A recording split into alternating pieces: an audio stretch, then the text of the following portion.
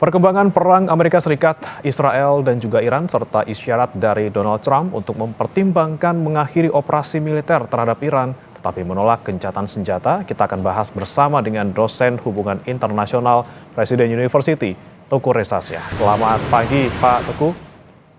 Pagi Indonesia.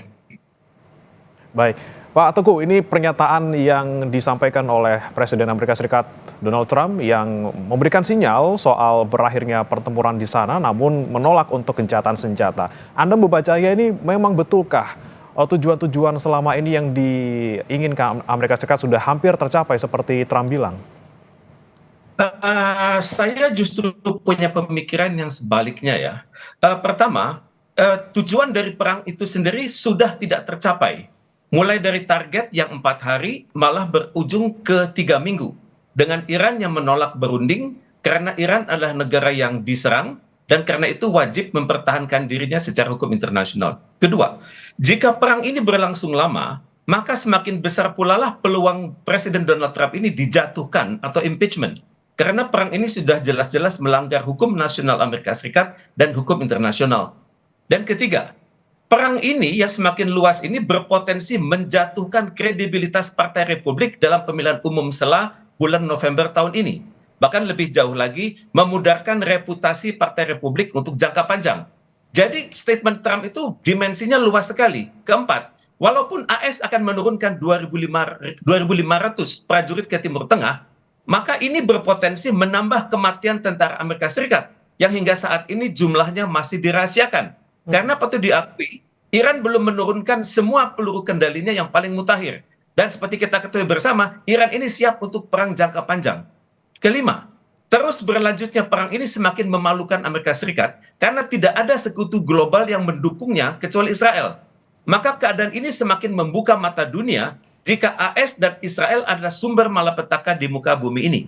Keenam, terus berlangsungnya perang ini berpotensi mempersatukan negara-negara di Timur Tengah yang menolak kepemimpinan Amerika Serikat yang terus memporak-porandakan perdamaian di muka bumi, sehingga melahirkan kepaduan dalam masyarakat Islam yang semakin kuat dan bersatu.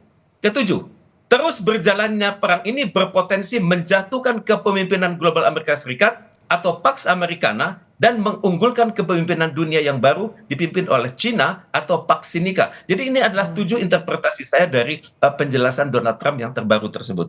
Baik, jadi mungkin kalau kita baca dari satu sisi gitu, Pak Teguh, ini memang tekanannya lebih ke arah tekanan diplomatik dan juga kemudian militer dan juga politik Amerika Serikat.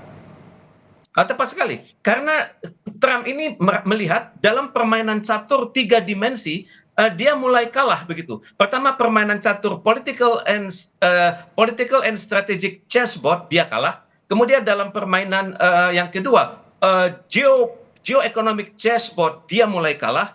Dan yang ketiga dalam geo-socio-cultural chessboard dia mulai kalah. Maka dia malah melihat potensi Pax Americana Serikat itu jatuh dan Pax Sinica itu naik. Ini adalah kekhawatiran yang sudah sebenarnya yang dinyatakan oleh tokoh dunia namanya Samuel Huntington dalam naskahnya yang berjudul The Clash of Civilization tahun 1986 silam. Baik, nah ini berarti kalau Anda baca gitu Pak Teguh, apakah ini tanda-tanda memang Amerika Serikat sudah capek, udah lelah, udah kemudian kehabisan dalam tanda kutip dayanya untuk bisa terus meneruskan perang ini, tentunya tadi dengan konsekuensi yang luar biasa di bidang politik dan juga diplomatik. Tepat sekali. Jadi Trump ini sekarang sedang memikirkan sebuah exit strategy ya.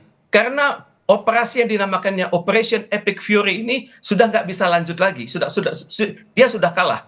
Maka untuk itu Trump sedang memikirkan suatu cara untuk menang tapi tidak memalukan, untuk menang tapi tidak, gimana ya, agak sulit. Dia bermain di tengah-tengah, terkesan dia menang tapi sebenarnya dia kalah. Dan yang saya dalam benak saya sekarang yang ada ini adalah kemungkinan besar Amerika Serikat sedang merancang suatu negosiasi rahasia dengan Iran.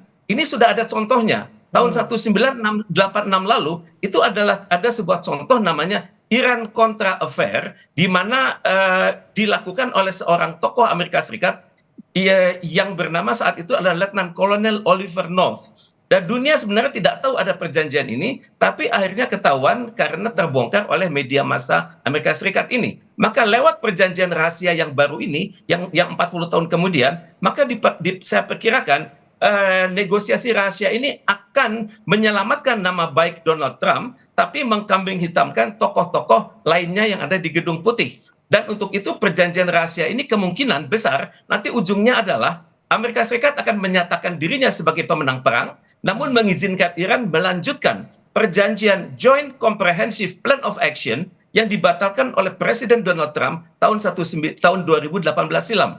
Di mana dalam JCPOA yang baru ini, maka peranan China dan Rusia dengan sepengetahuan Amerika Serikat akan memungkinkan Iran membuktikan tekadnya untuk memiliki nuklir untuk tujuan damai. Dan pada saat yang sama nanti klausulnya akan mengatakan Iran yang memiliki energi nuklir untuk tujuan damai itu akan bekerja sama sepenuhnya dengan International Atomic Energy Agency dan terbuka untuk inspeksi mendadak setiap saat. Dan ini saya pikir adalah butir-butir yang dapat disepakati oleh Iran dan Amerika Serikat.